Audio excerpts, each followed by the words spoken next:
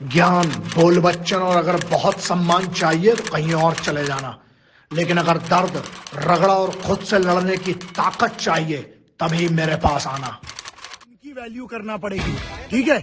इनकी वैल्यू जब तक नहीं करेंगे ना, वतन में बहुत बड़ी बड़ी बोल बच्चन कर लो, वतन में तरक्की तब तक नहीं होगी साला, जब तक हम इनकी किसानों की वैल्यू नहीं करेंगे। हमने पहले भी कहा था कि सवाल नहीं जवाब पर बात कीजिए। ऑल टाइम फेवरेट जो मैं हमेशा बोलते आया हूं वो ये है कि सिर्फ हंगामा खड़ा करना मेरा मकसद नहीं, मेरी कोशिश है कि ये सूरत बदलनी चाहिए। मेरी तरफ से जो सुझाव है, ऑब्जर्वेशन है, जो सॉल्यूशन है, जो मुझे लगता है अगर सरकार अडॉप्ट करेगी तो पूरा मुद्दा ही खत्म हो सकता है और बहुत सिंपल किया जा सकता है। आपकी जीडीपी पर असर डालेगी, आपके देश के अंदर के माहौल, बाहर की आपकी छवि पर जो है वो असर डालेगी। तो आइए सॉल्यूशन पे बात करते हैं। मुझे जो लगता है, मेरे सुझाव जो सॉल्यूशन है जो सरकार करे तो बहुत साधारण, बहुत सिंपल हो सकता है। जो अग्रीमेंट जिसको कहते हैं वो ऐसा होता है कि किसान हो गई पहली पार्टी, दूसरी पार्टी हो गई कॉर्पोरेट कंपनी, तीसरा सरकार।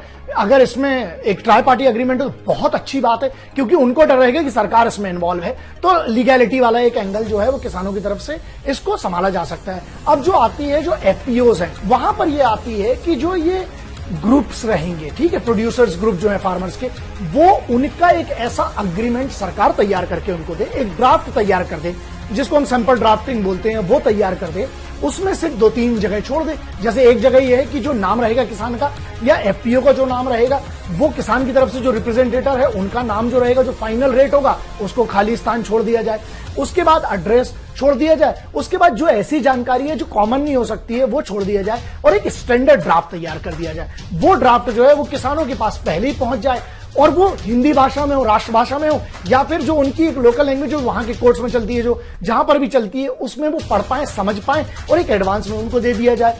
और उसके बाद वो ये करें कि अग्री करें, डिसअग्री करें, वो बात किसान के ऊपर है, पहला ही है। लेकिन सरकार के इन्वॉल्व होने से ये अगर सरकार चाहे ले कि सुप्रीम कोर्ट के रिटायर्ड जज साहिबान जो हैं उनके थ्रू, या बहुत सारे ऐसे फर्म्स हैं उनके थ्रू आप हायर कर सकते हैं, या फिर आज सरकार के पास इतना सरकार का ही सिस्टम है, उसमें से एक ड्राफ्टिंग तैयार करवा ली जाए कि ये ऐसा एक्ट में रहेगा और उसमें जिम्मेदारी तय करना बहुत जरूरी है। विरोध में जो बात करते हैं, नहीं, आप अगर हक की बात करते हैं और संविधान के दायरे में आप बात करते हैं, कोई दंगा नहीं करते हैं, आपको पूरा हक है, अधिकार है अपनी आवाज उठाने का। बदलाव बहुत जरूरी है। अगर देखिए बदलाव होगा और बदलाव के दोनों पक्ष होते हैं, एक पक्ष अग्री करता है, एक नहीं करता है, हमें तो इसके सॉल्यूशन पे काम करना है। अब मैं यूथ को एक बात बोलना चाहता हूं, एफपीओज के बारे में पूरी जानकारी हासिल कीजिए। बहुत बड़ा आपके पास एक अस्त्र है, शस्त्र है आपके पास, वो मोबाइल जो है, इंटरनेट का माध्यम है। आप पूरे एफपीओज की जानकारी करिए। आप अपने पिताजी को, आपके जो भी आपके घर के बुजुर्ग हैं, जो किसान भाई हैं, जो आपके परिवार के हैं, आपके दोस्त हैं, आप नहीं भी करते हैं, आपके जो दोस्त हैं उनके लिए आप डेटा इकट्ठा कर सकते हैं। आप ये बता सकते हैं जिस भी कंपनी से आप कॉन्ट्रैक्ट कर रहे हैं उसकी पूरी जानकारी लीजिए। उसके बारे में आपको इंटरनेट पे उनका रजिस्ट्रेशन नंबर से लेके, डायरेक्टर से लेके, उन्होंने कितने फ्रॉड किए हैं, अगर उनके ऊपर कोई केस है उसका पता चल सकता है। उनकी पूरी जानकारी आज की डेट में आपको भारत सरकार की वेबसाइट पर मिल सकती है। बहुत सारी प्राइवेट एजेंसी है जिनकी आपको उनकी पूरी डिटेल मिल जाएगी, कंपनी इसकी मिल जाएगी, आरओसी को आप लिख सकते हैं, आप आरटीआई कर सकते हैं। हड़बड़ी में मत आइएगा। अकेले किसान का कॉन्ट्रैक्ट करने से बेहतर है आप अपने परिवार को बोलिए कि सब लोग मिलकर एफपीओस के माध्यम से, समितियों के माध्यम से आप कॉन्ट्रैक्ट करें, ठीक है। पूरा भरोसा है कि अगर सही तरीके से चैनलाइज किया जाएगा तो इस चीज को कन्वर्ट किया जा सकता है एक बहुत बड़ी क्रांति में, और डिजिटल क्रांति भी हो सकती है इससे। डेटा, क्रॉप, वेदर और सॉइल, मतलब data analysis, crop analysis, soil analysis.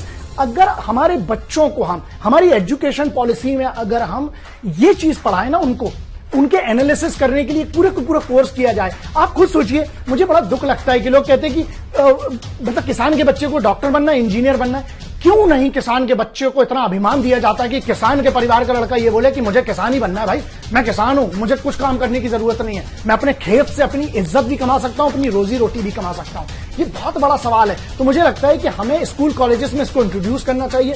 सिर्फ एग्रीकल्चर कॉलेज की बात नहीं कर रहा हूं, इसमें टेक्नोलॉजी ऐड करना चाहिए। एनालिसिस, आपको पता है दुनिया के हाईएस्ट पेड लोग हैं जिन्हें हम डेटा एनालिस्ट कहते हैं, जिन्हें हम ये एनालिसिस करते हैं, जो जमीन के अंदर असेसमेंट करते हैं या किसी भी चीज का असेसमेंट करते हैं। हम यूथ को वो मौका देते हैं। स्कूल से ही अगर आप डाल देंगे, एजुकेशन पॉलिसी में अगर ये चीज डाली जाएगी, उनके लिए रोजगार भी बन जाएगा। और किसान के बच्चे को अगर अपनी ही फील्ड का, अपने ही घर का, अपनी ही माटी का, अपनी ही जमीन का अगर एनालिसिस करके और वो अगर अपनी सम्मान से रोजी रोटी कमा सकता है तो क्यों बाहर जाएगा। आप सोचिए कितना पलायन हम रोक सकते हैं। 4 लाइन डाल के इसको खत्म कर दीजिए, सीधे कानून में ये चीज आ जाए और अगर वो नहीं कर सकते हैं तो स्ट्रिक्ट लॉ इतना तो हो कि कंपनी वाला किसान के साथ फ्रॉड ना कर सके, और यदि करता है तो उस पर, पूरी कंपनी पर, पूरे डायरेक्टर्स पर मुकदमा चलना चाहिए, और राष्ट्रद्रोह से कम कुछ भी नहीं। और कठिन से कठिन, बड़ी से बड़ी प्रताड़ित वाली सजा जब तक नहीं देंगे तब तक लोग सुधरेंगे नहीं। क्योंकि किसान के साथ, अगर आप सोचिए अन्नदाता के साथ अगर धोखा होगा तो कहीं ना कहीं हम आप सब जिम्मेदार हैं। जल्दी से जल्दी जो मांगे हैं उनको पूरी करके